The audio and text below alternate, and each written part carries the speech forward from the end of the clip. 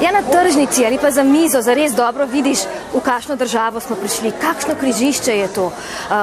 Bližnje vzhodne kuhinje, vzhodnoevropske kuhinje, pa tudi perzijske. Tako da Gruzijci radi mešajo recimo rdečo pešo, orehe in pa koriander.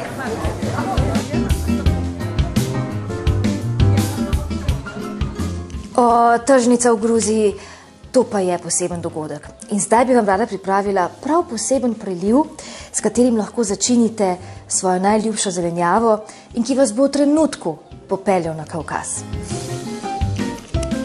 Zdaj bo pa res prišel do izraza vaš vrt. Potrebovali bomo sveža zelišča, drobnjak, meta in pa listi svežega koriandra, tudi koriander v zrnju, orehova jedrca, česen in pa zelenjava po vašem izboru. Res priporočam por ali pa Gruzijci bi izbrali rdečo peso. Najprej se bom letila zelenjave, por bom kar pustila takole v večjih kosih in ga na hitro pokuhala.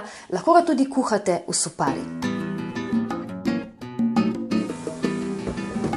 Potem samo na grobo nasekljamo sveža zelišča.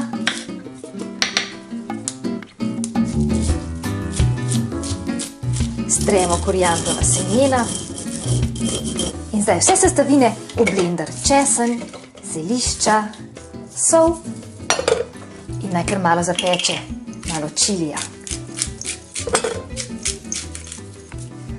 Vse skupaj zalijemo s približno pol skodelice vode. Želimo ribiti tako fino pasto kot pesto.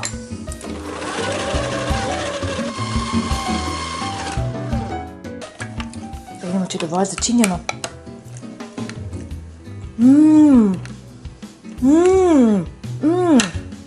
In hitro primešamo kuhanemu poru, če ostane kaj paste.